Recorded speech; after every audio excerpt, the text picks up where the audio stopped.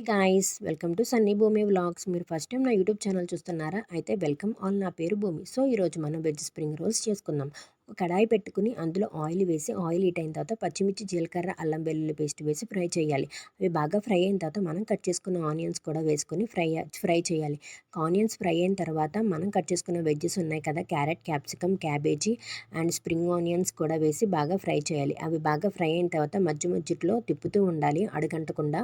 ఒకవేళ మీకు అడుగంటున్నట్టు అనిపిస్తే కొంచెం వాటర్ కూడా వేసి ఫ్రై చేయండి. తర్వాత salt, black pepper powder, soya sauce, vinegar, chilli sauce కూడా వేసి బాగా ఫ్రై చేయాలి.